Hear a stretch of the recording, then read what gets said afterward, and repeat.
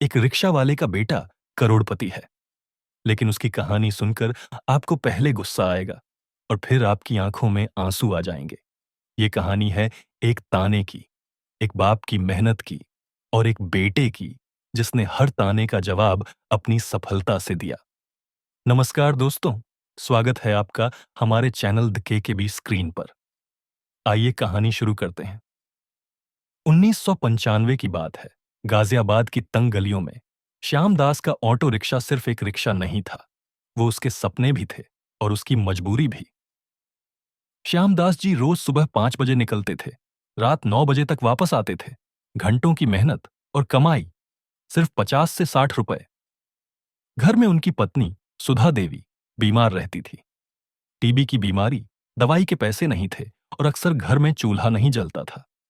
जब भूख लगती थी तो श्यामदास अपने बेटे राजेश को बस देखते रहते थे और उनकी आंखों में आंसू आ जाते थे। स्कूल की फीस के लिए श्यामदास ने अपनी मां के आखिरी गहने भी बेच दिए। राजेश को भी एहसास था कि उसके पापा हर दिन कितनी मेहनत कर रहे हैं उसके लिए, ताकि उसका उज्जवल भविष्य हो। पर एक दिन राजेश की हिम्मत टूट गई।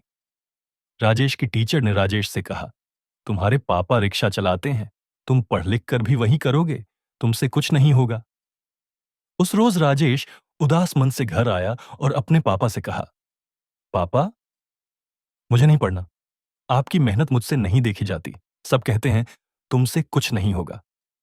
श्यामदास जी समझ गए, आज स्कूल में कुछ हुआ है। उन्होंने सोचा शायद वो फीस नहीं भर पाए थे, इसीलिए राजेश दुखी हैं। बेटे, मेरी गरीबी मेरी किस्मत है, तेरी नहीं। जब लोग कहते हैं तुमसे कुछ नहीं होगा, तो समझ जाना कि तुम उनको वो करके दिखा सकते हैं जो वो सपने में भी नहीं सोच सकता। मैं जमीन पर चलकर थक गया हूं, पर मैं चाहता हूं कि तू हवा में उड़े। रिक्शा में मैं स्टीयरिंग व्हील पकड़ता हूं, पर तुझे दुनिया की स्टीयरिंग व्हील पकड़नी है। वही मेरी जिंदगी की सबसे बड़ी कमाई होगी। उस दिन राजेश ने ठान लिया, अपने पापा के सपने को अपनी आंखों से जीना था और हर ताने का जवाब भी देना था। 12वीं में 94% अंक, उसके बाद इंजीनियरिंग प्रवेश परीक्षा में टॉप रैंक। गवर्नमेंट कॉलेज में एडमिशन। 2018 में ग्रेजुएशन खत्म हुआ और राजेश का कैंपस प्लेसमेंट हो गया दुनिया की सबसे जानी मानी सॉफ्टवेयर कंपनी में। 12 लाख साल का पैकेज मिल गया।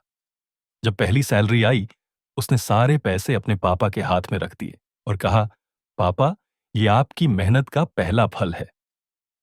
श्यामदास की आंखों में खुशी के आंसू थे और दिल में सुकून। कुछ समय बाद राजेश का प्रमोशन हुआ और प्रोजेक्ट के लिए अमेरिका जाने का मौका मिला और सीनियर सॉफ्टवेयर आर्किटेक्ट की सैलरी अब 15 लाख महीना हो गई। सालों बाद एक दिन राजेश को लिंक्डइन पर एक कनेक्शन रिक्वेस्ट आई। ये रिक्वेस्ट किसी और की नहीं, उसके स्कूल के टीचर की थी, जिन्होंने उसे कहा था कि तुम रिक्शा चलाओगे, कुछ कर नहीं पाओगे जिंदगी में। और साथ में एक मैसेज भी था, मेरा बेटा नौकरी ढूंढ रहा है, क्या तुम उसके लिए कुछ कर सकते हो? राजेश ने मैसेज का रिप्लाई किया, मैम, आपने कहा था ना, तुमसे कुछ नहीं होगा। आज मैं सीनियर सॉफ्टवेयर आर्किटेक्ट हूं। वैसे आप अपने बेटे का रिज्यूम मुझे भेज दीजिए, मैं इंटर्नशिप के लिए उसको रखने की सिफारिश कर दूंगा। यह संदेश देने के बाद राजेश की आंखें भर आईं। वो अपने आंसू रोक नहीं पा रहा था। जो ताना रोज याद आता था, चैन से सोने नहीं देता था, आज उसे ऐसा लगा जैसे उसे आज चैन की नींद आएगी। पिछले महीने राजेश ने अपने गांव में एक स्कूल बनवाया, श्यामदास मेमोरियल स्कूल। लेकिन उसके पापा उसके साथ नहीं थे। 2021 में कोविड ने उनके पापा को छीन लिया। राजेश को उनके जाने का गम था, पर इस बात का सुकून था कि उसने अपने पापा का सपना पूरा किया।